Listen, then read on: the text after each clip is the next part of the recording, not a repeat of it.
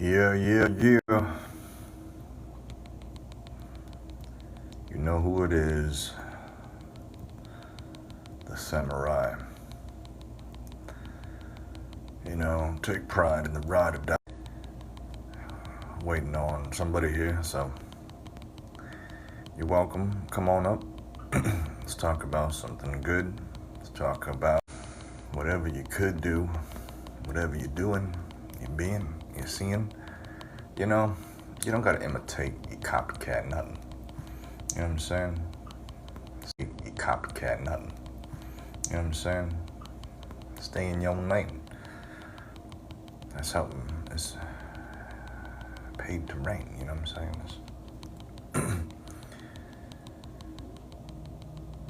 The phase of the moon. Yeah. We out here. Yeah, we out here. Nihon.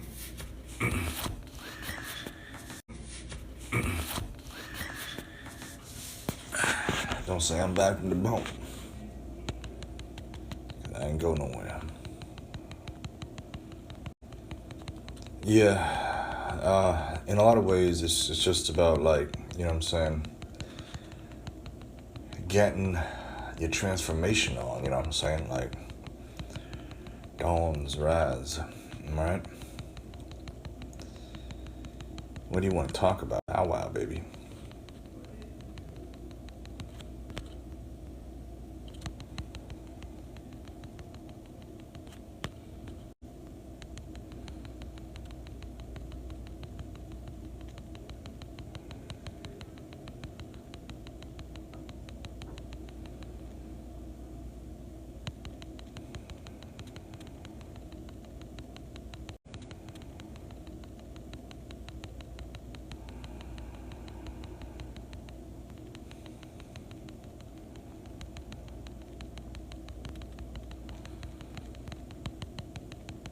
Samurai Muslim.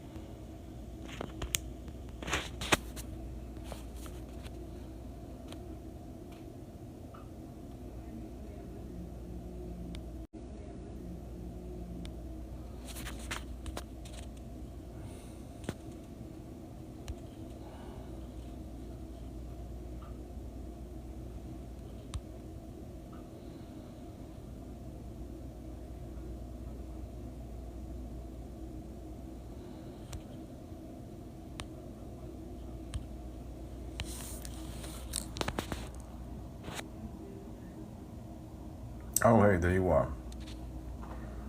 Hello, hello. I was messing around over here. Let me change this back. Hold on a second.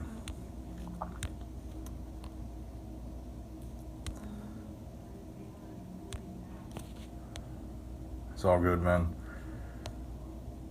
Glad you made it, bro. Let me exit this thing here. Yeah, okay.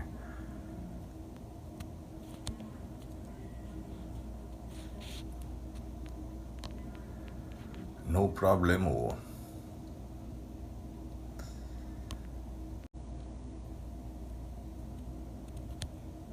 There we go. The stage is yours. Come on up. First time we actually talk in person, right? Or at least voice to voice, you know what I'm saying? Let's go. Moni. Yeah. Okay. Yeah, man, take your time. We're in no rush here. Because life is good, but God is greater.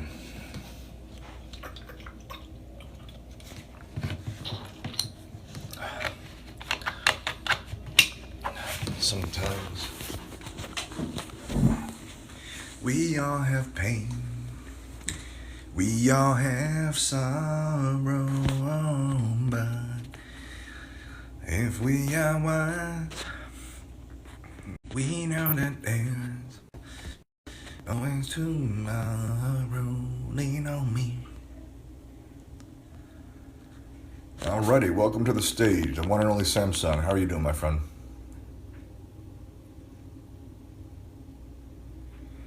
Can you hear me all right? All right. I'm going to send you a little token here. My appreciation here. Oops. All right. Yeah, mute is off. But yeah, go ahead. Take your time. You know what I'm saying?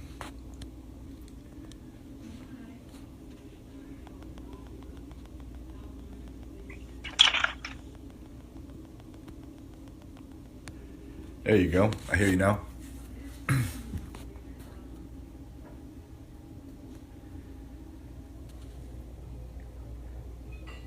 Can you hear me?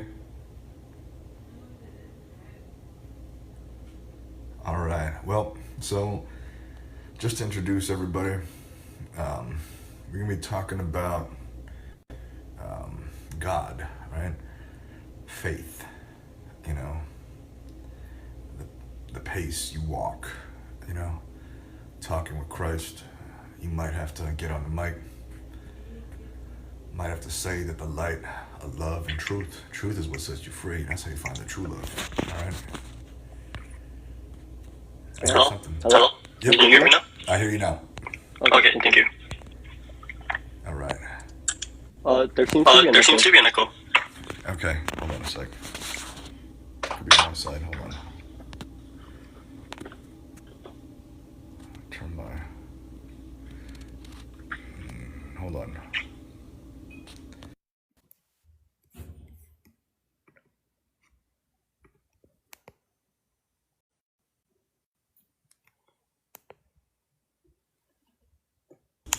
All right. Hold on, I'll have to put on my headphones maybe. Hold on a second.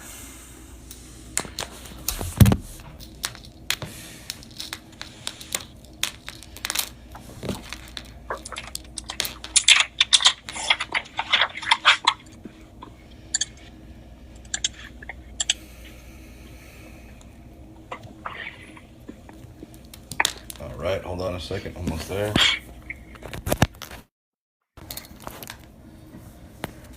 All right, how was that? Yes. Yes, I don't hear myself. All right. Okay. Good. Okay. All right, man. Thank you so much for showing up, man. Yeah, so we were talking about Jesus's true message, right? What was his goal? What you know, I mean, there's a lot of parables, right? So there's a lot of mysteries that we have to unwrap. So just to catch everybody up here, we, you know, I mean, as you can see, my going by Muhammad here, I was given this name because Jesus came for all of us, right? I mean, sometimes most Christians will say, yeah, Jesus came for all of us. Some Muslims will, I mean, not everybody, but a lot of Muslims will say that Jesus came to Ben Israel, the tribe of Judah, came specifically to Israel. I do not accept that because, you know, there's no question that he was here for all of us. verse after verse, we can find that. However, he did come to his family. He was a Jewish man that wanted to enlighten. He wanted to help people transform, remember their origin, and become who they were meant to be, themselves, right? Now, the thing is, for me, is that there are different languages, right? So Muhammad, the Prophet, sallallahu alaihi wasallam, he understood that, we all need to come back to God. So he had a revelation. Jibril, said, there's still work to do. And, he started teaching that we all have to submit to the one God, the only God, and, celebrate our lives. Now, Samsung, Yes. when we were talking before, if you recall, I was saying that Jesus said the kingdom of God is within you, right? And when the eye is still, your body will be filled with light. And essentially, actually, I'm sorry, hold 1 second. I gotta.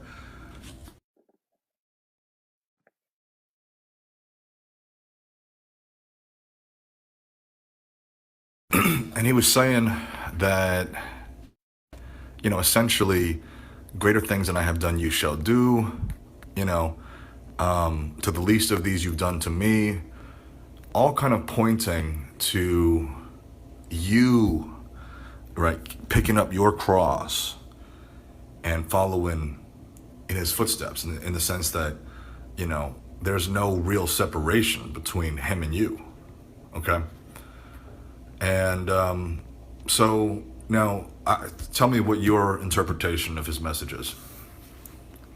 I simply believe that he came to restore mankind from the fallen state they were in. He came to what? He came to heal mankind from his fallen state. Okay, very good. How can we do that?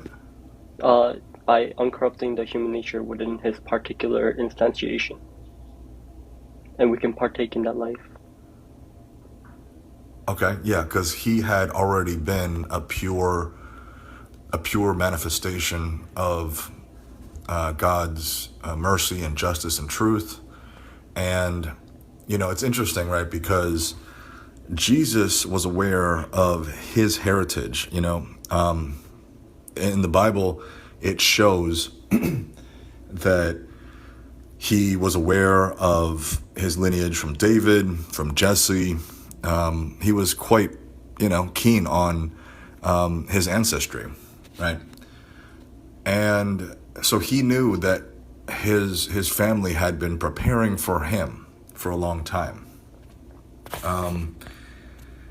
Now that's the same with Muhammad, actually. But a lot of people, it's like, it's an interesting thing, right? Because we don't all know where we come from, right? We don't all know our ancestry like that. But he had to ensure, right, that everyone had access to the truth. But that's the thing. He can't do it for you. He can only give you what you can use. Right?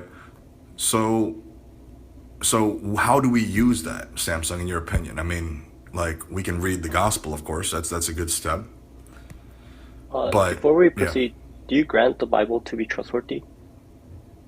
I mean, I would say it's a very trustworthy document, a very trustworthy scripture.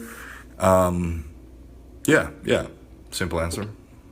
So if you were to oppose the Quran, then what would your stance be? Well, okay, see, I know a lot of Muslims don't understand the Quran properly, so to me, it cannot actually oppose the Quran. They go hand in hand. Okay. And you've read the Gospels, correct? I have, yeah. Oh, okay. Do you think the Bible makes Jesus divine, depicts him as divine? Um, well, that's a great question. I think that, okay, so Jesus was saying that the kingdom of God is here now, and, nothing to worry about. If you've seen the Father, you've seen me. If you've seen me, you've seen the Father. So he was clearly aware of the divinity, and it's not that his form was divine, but it's just that his path, his process, and his way was. Wait, but do you take it that he's the exact representation of the Father's nature? He's pretty much as close to it as you can get.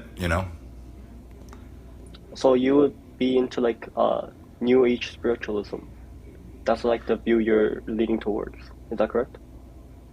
I mean, I definitely listen to it at times, but I think that, I mean, I'm a traditional guy in a lot of ways. Mm, I don't think that, like, I mean, the truth is eternal. You know what I mean? It doesn't really change. yes. People might have different interpretations of it, but it remains the same. So, like, you know, yeah, Oh, yeah. yeah, Just a quick question. You said the Bible and the Quran go hand to hand, right? that's right. How would you interpret the Muslims that say Jesus wasn't actually crucified? Yeah, they're wrong. Oh, so you don't think the Quran states it? The Quran says that Isa as-salam was raised unto Allah. Now, Muslims have interpreted that for as long as time immemorial, that there was an imposter, and that he wasn't actually on the cross, because why would God do such a thing to one of his servants? But it's there's more than enough evidence, religious, non-religious, to show that Jesus was on the cross, and those Muslims are interpreting the Quran wrong. Guess I'm aware of that, but I'm just asking for because I'm pretty sure there's a verse where it talks about how it was made to appear so that it was Jesus. It was made to appear so that he died. That doesn't mean he died. That doesn't mean that he didn't, he wasn't on the cross. So you hold to the crucifixion then? Oh yeah, oh yeah. Okay. Another question I had. I don't know if this is in the Quran or the Hadith, but one of it says that is Allah asking Jesus if he told the people to venerate him and his mother. Do you recall that verse or Hadith? I don't. It's probably a hadith, Okay. and I don't. I don't know about that. So do you affirm the Trinity then? I'm not so much with the Trinity. Yeah, I'm not so much with the Trinity. Yeah. But do you believe Jesus is God? Say it again. Do you believe Jesus is God though, depicted in the Bible? He was the manifestation of God's message. Yeah. Of his message, is the message distinct from who God is? Okay. Yeah. God cannot be limited. So, when God speaks, it's giving direction, but it's not. It God is still not limited to the direction He's giving. Does that make Mm, sense? yeah, a little. So you would think of it like as an energy, right? I mean, it's hard to even think of what God is, really. But he's kind of like an energy. It's hard for me to. I mean, you know, because God found me, and you know, and I was given bliss, and I was given grace, and I was relieved from the friction of life. I I just I continue to do what I can to learn from our source. but it's hard. I can't really put God into any kind of, you know, into kind of any image, you know. So, uh, can you rephrase what you said about Jesus' divinity? Because I still don't fully understand. Okay, so Jesus, Jesus also knew God, right? Jesus experienced Allah. Jesus experienced the the destruction of his person, or not even destruction. That might be the wrong way to describe it, but Jesus understood that God is omnipresent. That there's no escaping God, and he wasn't trying to. Actually, he was looking for God. That's why you say, "Ask and you shall receive." That's why he told people that.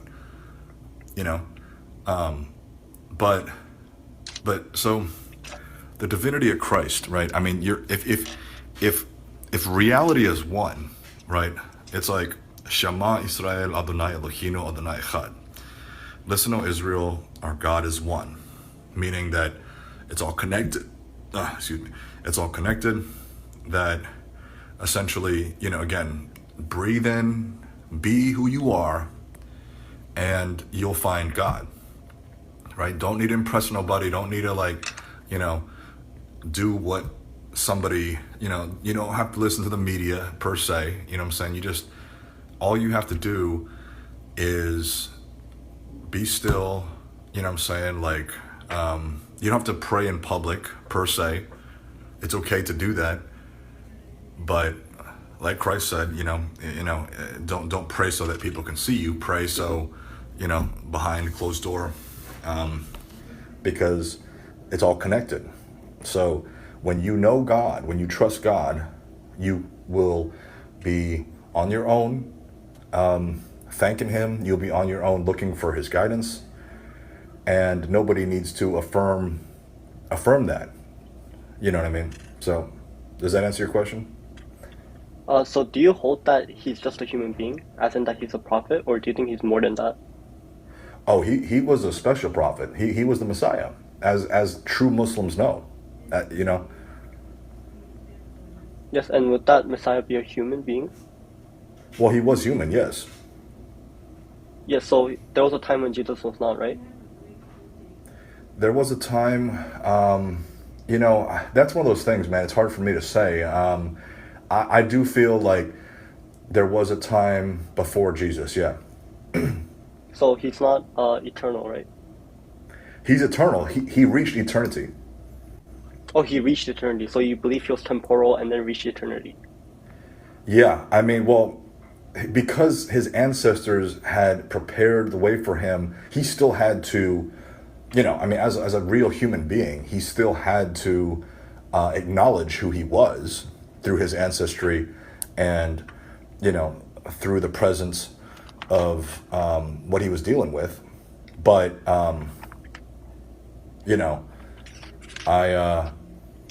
I think that he also knew that there was people like, Roman Judea was in desperate need. I mean, if people had accepted him a lot more, they wouldn't have had Israel collapse in 70 AD. If people would have accepted Jesus more, there wouldn't have, Muhammad would have not really been the same, Muhammad wouldn't have been as necessary as he was. But people, the ego, demons, whatever you want to call it, people were, they couldn't understand fully really what was going on. They were, yeah, that's the way I'd put it. Yes, I'm curious as to see how you would interpret such scriptures, such as I think it was John 17:5. It talks about the Son being pre-existent, and you reject that notion, right? You said Genesis 5? I think it's John 17:5. John Here, I'll pull it up. 17:5. Yes. So the verse says, "Now, Father, bring me into the glory we shared before the world began." Okay. Well, God obviously pre-exists time, pre-exists everything. And God, okay, so we might have to go pretty deep here because, Christ said, love God love God with all your heart, your mind, your soul, your body, and love your neighbor as yourself, right? So he was pointing to the unity of God and reality and life. And, and so he was restoring the Torah, right? Like he said, right? Like, basically Moses, I came to fulfill the law. I'm not breaking the law, I'm fulfilling it. And, but that's the thing, because Jesus was aware of his lineage, because he knew that there was a united history. Basically, it's that, like, you can always return to God, the eternal, but God creates, God, well, I mean, if you think you're separated, right, as long as you believe that you're separated from God, you're limited. But Jesus reminded people, but they did not understand how to know him. Okay, am I making sense? I'm still confused as to whether he's because the verse seems to indicate that there was a time he always existed for eternity, but at the same time, it seems like you're saying that there was a time when he was not, which means that he's not eternal. Okay, So I'm still confused on that part. yeah. All right. So if we go back, what's your interpretation of Adam and Eve? Were they supposed to eat the fruit, or was that an accident, a mistake? As in predetermined to eat the fruit? Yeah. No, I don't believe in predetermination. Right. They were not. They were not supposed to eat the fruit. They created and brought sin into the world, and therefore became, they died. Now Jesus, while he may have been in the tomb, he lives. Okay? So he was eternal. I mean, he is eternal, but he realized his eternity as oneness with God. But that's the thing. It's like if Adam or Eve had realized their oneness with God, they would not have ate the fruit. Okay? So look, what's unnecessary gets forgotten.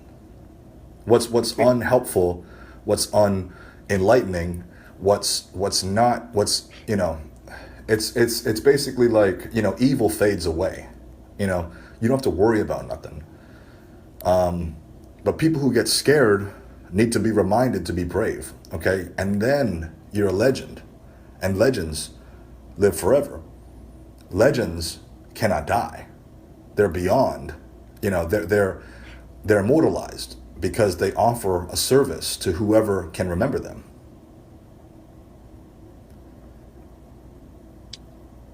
Okay? Yes, I think what you're describing is that he realizes, right? Yeah, yeah.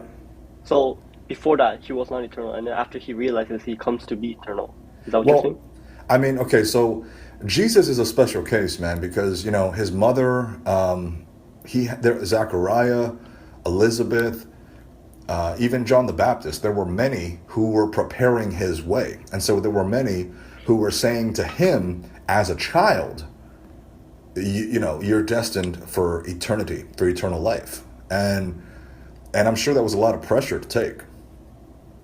But, but he took it. And even though he needed to experience more of the world, and he traveled around, he came back and said, yes, I am him. Just like my family has been prophesying for, I'm ready to bring in Tikkun Olam. That's why they say Alhamdulillah, because God is real. So did he come to realize at a certain point in time, or did he always know? He was always given the path. He was always given hints to his divine origin, to his divine destiny.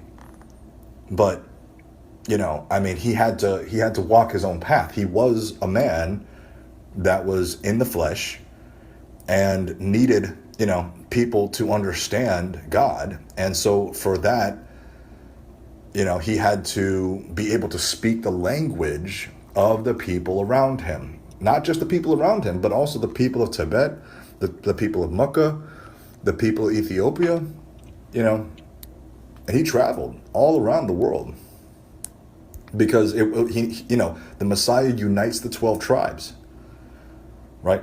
The Messiah, he speaks the language of the people he lives with. And that's why Jesus spoke Aramaic, he spoke Greek and Hebrew. And that's some people don't know still, but they're learning. So what I seem to be picking out is that he had a divine origin, but then he became man, and he had to come to a realization of his divine origin through the hints led by the previous lineages. And then coming to that knowledge, he becomes eternal once again. Is that what your Yep. position is? And he was offering that to those who could hear him, to those who have ears hear me, right? Because he didn't want people to limit him to the cross. People did not want to limit him to the cross. It's not that he didn't go to the cross, because he did, but he wanted people to understand that even in death you have nothing to fear. And people, I mean, it's a tragedy, man. It's not just a tragedy, but I mean, it's he turned it into a victory. But yeah, essentially Christ was saying there is Christhood, right? Don't worry about nothing. Look inside yourself. Remember God is alive and eternal. And, just, be kind to yourself, right? Because if you're kind to yourself, you'll be kind to others.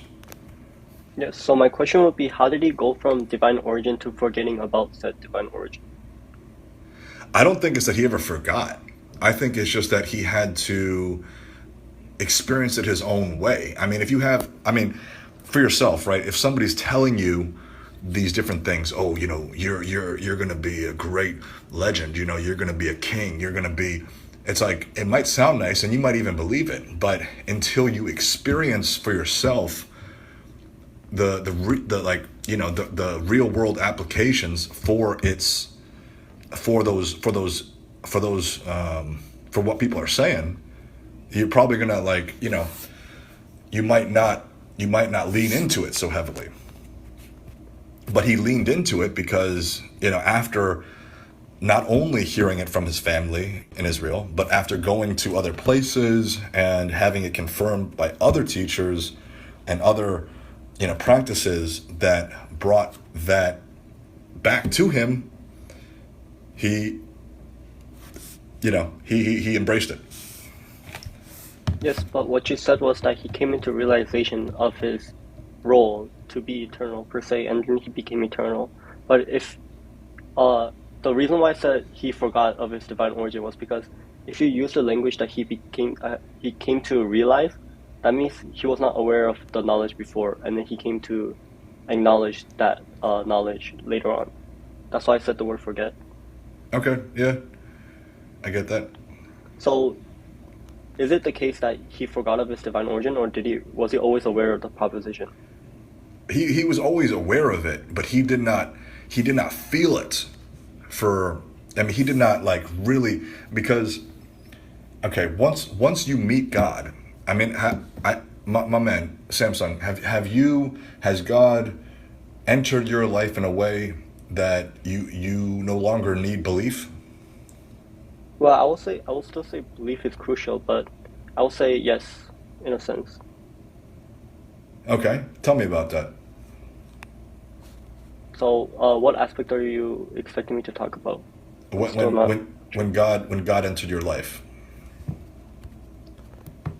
like, Can you give me an example? yeah, okay. So for me, right, this is how it happened. I I was living on the East Coast, right, and I saw a buddy of mine I lived with in Korea. He was in DC, and I don't want to make this too long, but basically, I was led to meditation, for the truth, because there's a lot of different people, religions, and different things out there that are going to tell you this and that. But I wanted the truth. And when I was meditating, yes, solely on the truth. And I was just expecting to have some insight, kind of improve my life a little bit here and there. But one day, as I was meditating, something dissolved in me, inside my head. Something literally just dissolved. And I experienced complete oneness. I was like, whoa, what just happened? And my eyes were still closed, but I opened them, and I realized that there was no longer any separation between myself and what was around me. And I was, and it took me some time to understand what was going on, but I knew, I came to understand that God was revealing his presence to me. Wait, just to clarify, do you believe, so you believe Jesus had a divine origin, but he had to experience it, correct? That is right. So does the Father also need to experience, as Jesus did? No, the Father does not need to. The Father is offering that experience. So you wouldn't say Jesus is God in the same level as the Father is, correct? That's correct, yeah. And why do you distinguish the Father and Jesus? Because, okay, we're human beings, as human beings, we have to understand humanity on some level. At some level, you let it go too, because, you don't want to, bash people over the head with, whatever. You offer it to them, you give it to them, and sometimes you might even be a little harsh, but you don't force it over them.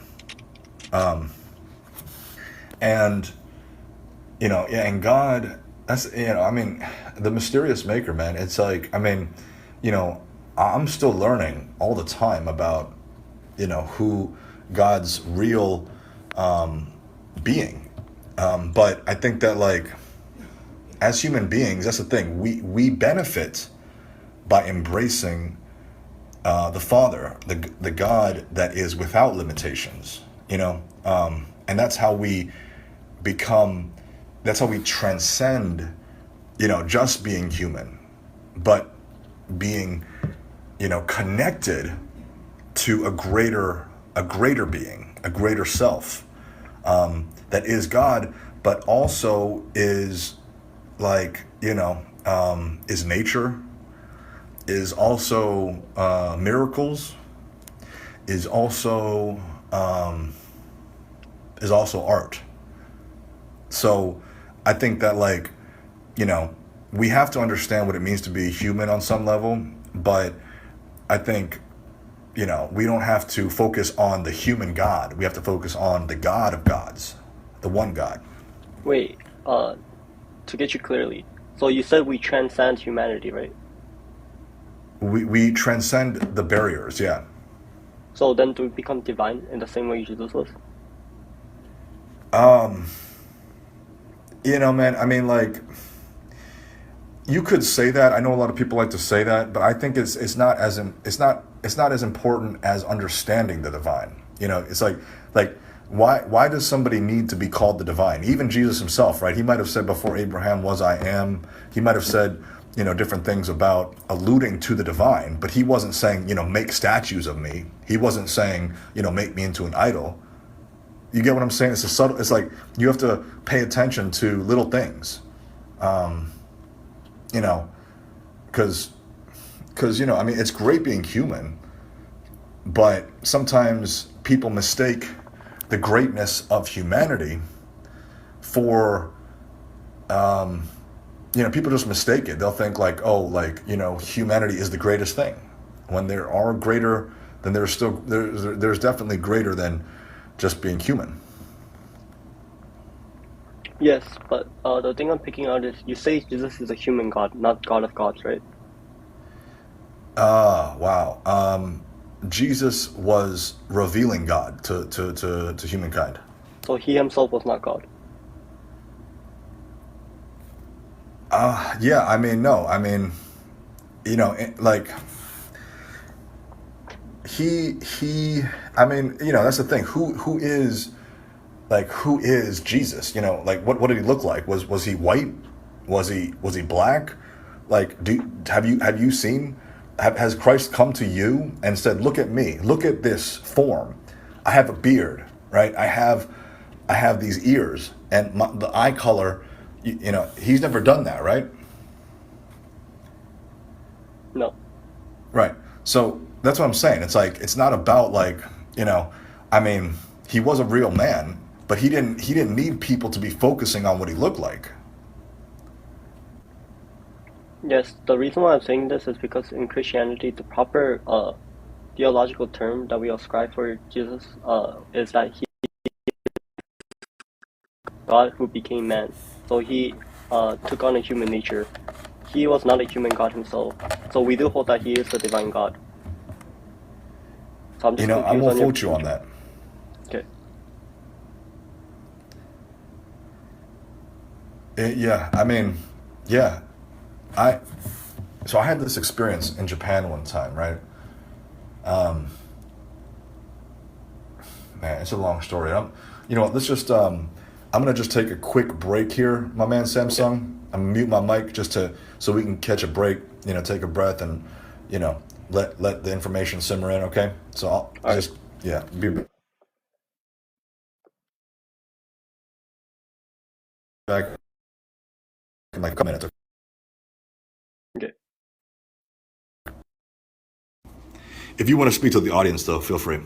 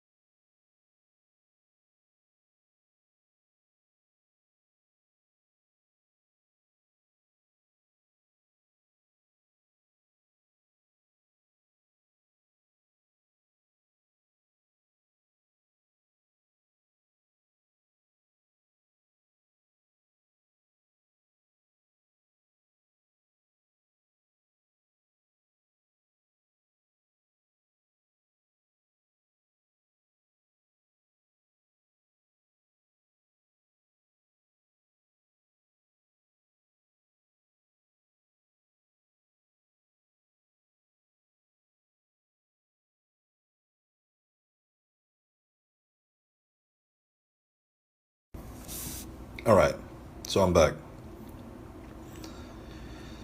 Okay, so let's come back to the message here. Um, Jesus was basically encouraging people to love and pray for their enemy. He was, you know, helping the realization that there's no separation. And so to me, it's like, do if you have any enemies, I don't think it's Muhammad, but can you love Muhammad? I mean, there are some things that I wouldn't support, but yes, I wouldn't hate him as a person. You wouldn't hate him. Yes. Okay. Well, there's definitely things, right, that you can appreciate. Like, what about him is it that you appreciate? I believe he did preach a monotheistic message, which I do appreciate, especially in a pagan setting. Okay. Okay. Did you know that he was monogamously married with Khadijah for 25 years prior to her death? I don't know who that is, but I do know that he had, I think, 11 wives. So I don't know He which had one that would be. Khadijah was his first, and like his first love, the one he had his children with. Khadijah was the one who was the first person to acknowledge him as a prophet, as someone who was revealing the truth. So that's a thing a lot of people don't know. A lot of people think of him as some kind of like polygamist, but he was with Khadijah for 25 years, his only wife, and then even after she died, he grieved her death, and then things changed. But to Wait, me, was he not a polygamist? he did have many marriages after Khadijah's death. Wouldn't that by definition be polygamist? Well, by definition it would be, but you have to understand, right? Like there are many, there are like, okay, I I'll be honest with you. I feel like, I mean, it's interesting because there's so many things that came from the like the marriage is after after Khadijah's passing, but I do feel like he may not have needed to get any more marriages. However, the reason why he did them was because political alliances. He was able to unite tribes through marriages. Abu Bakr and other people were able to because of his reputation, because of what he was able to accomplish, they trusted him. He was already trusted even before his revelation, but because of his stature and because of who he was, people wanted to unite and gain prosperity through the marriages. And so it's not as simple as him just being some kind of whatever you want to call it. You know what I mean? It wasn't the way a lot, excuse me, it wasn't the way a lot of people have made it out to be. Yes, even if the intention was to be different, it is still by definition a polygamist. By definition, yeah, it's still polygamous. Yeah. And I have a question. How do you reconcile his marriage with Aisha? That's a great question, man. I don't know how to reconcile it entirely. I still contemplate that. I still talk about that with people because I mean it's unclear. A lot of people want to say that she was 9 years old or 10, 11, 12 years old. I I don't know how to reconcile it. To me, it doesn't make any sense. But I feel like he was like other marriages. He was given this marriage for the sake of some kind of unifying force. And people will say, oh well, he consummated the marriage when she was 9, 10 years old. Yeah, to me it's very it's not it doesn't really make sense. So I don't know how to reconcile it, honestly. Yeah, those are the things I would disagree with his teachings. Well, he didn't teach that, right? He wasn't teaching that you could No, do that. the things I disagree with his practices. Yeah. I mean, but that's the thing. It's like, I to me, I guess it's just like because I don't know that happened. I think that she was young. I mean, he was an older man for sure when he was getting remarried. But I mean, I'm just not like, yeah, I don't know what to say, man. I just it's not. I mean, if it's something that gets in your way of appreciating Islam, I can understand it. But I just, yeah. So because I can't understand it.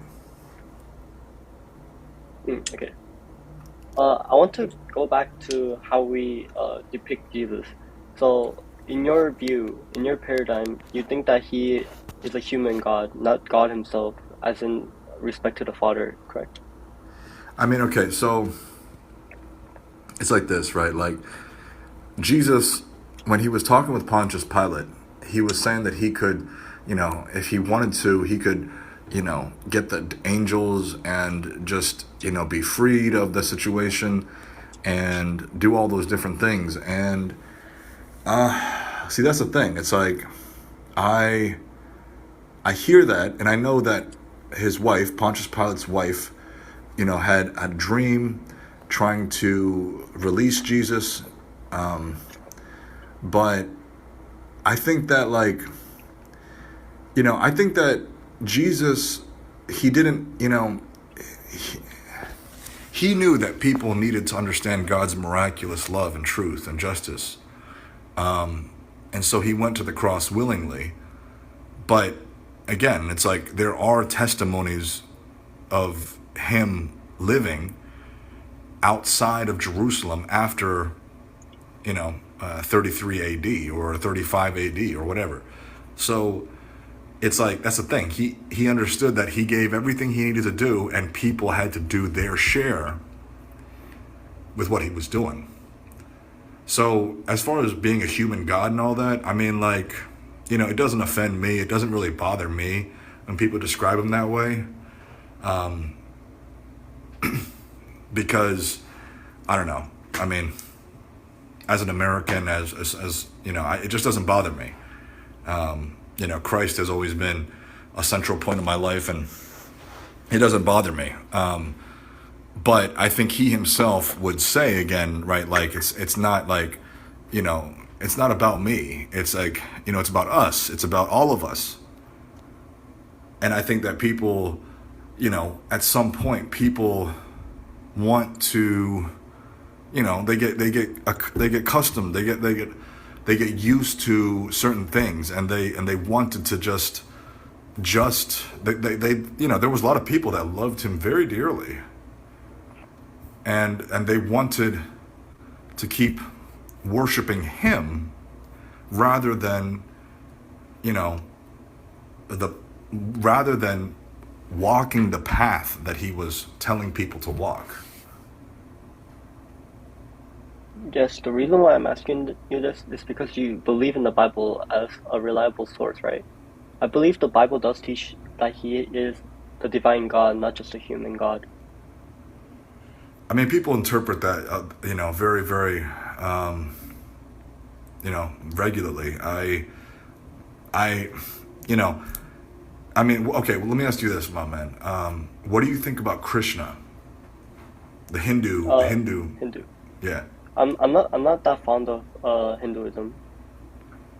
Okay, because basically people consider Krishna the living God, right? Yes. And why not? I mean, there is one God, but he has many different representations. So, to me, it's like, what is it about? Oh, hold on a second. Looks like live will end here.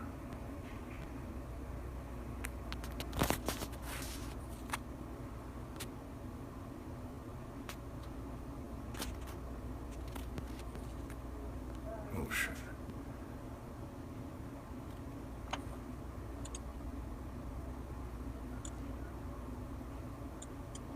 All right, sorry about this. I'm just having. Okay. But I guess, actually, I wouldn't mind going into the great prophet Krishna, because you see a lot of parallels, actually, right? Did Jesus come to bring peace on earth, peace in earth? Yes. He did. Wonderful. All right. So then, yeah, but he had to, because people hadn't reached a certain courageous part of themselves to just, accept and embrace the living presence of divine revelation, it kind of stagnated things. And the peace in earth, universal peace, it wasn't universal bliss, universal ecstasy, universal just orgasm, you know what I'm saying? It was delayed. But Jesus did say there will be a comforter. Jesus said, you know what I'm saying, like, stay true. So coming back to your point, I think that, like, yeah, I mean, for me, man, it's like, I don't, all these different, like, cultural things. It's like, like I said, I don't mind people embracing Jesus as, it's not that I'm not offended by it, but I think that you're not understanding Jesus if you don't understand that he was saying, Psalms 82:6, right? When he was criticized for claiming, his divine origin, he was saying, ye are gods, right? So he's saying, again, there's no separation. He's saying, like, come together. You know what I'm saying? Like, let's create the world we want together. Right. Yes, when he said that, I believe he was quoting Psalms. Right. Psalms 82:6. Yes. But people wanted, I guess it's the same thing kind of with David. People wanted a military leader. And Jesus was able to do that. I mean, he had swords in the garden. He wasn't against protecting yourself. Okay? Let that sink in. But he himself knew that there were forces beyond even himself, right? Because when he was asked about, when will we meet the Father, he says, not even I know. So he knew, again, that there were forces beyond him as a man, right?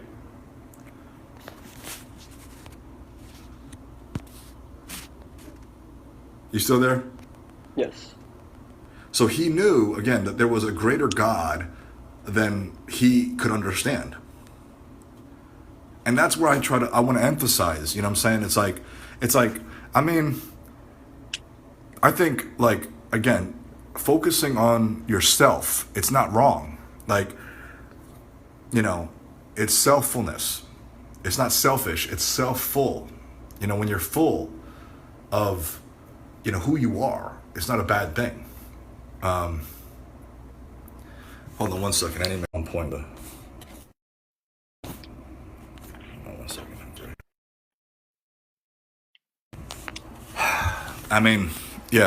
He did go through kenosis, right? He emptied himself because he was in the flow. You don't, like, God will provide. That's the thing, right? He's like, why worry, right? The birds and the, nature doesn't worry for nothing. So why would you worry as a child of God? You don't have to do that.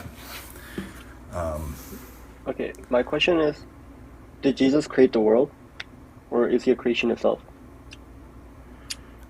Jesus is a creation of God. So he didn't create the world, right? No, I wouldn't say so. He might. Sometimes. Again, I think that he could have been there during the creation, helping God, but I don't know about that. You know what I'm saying? Okay, because I do believe that if you read John 1, it does teach that he did create the world. He was helping God create the world. Okay, so you believe that he is divinity. He has divinity, but it's not the same level of the Father. Where do you get that notion from? Well,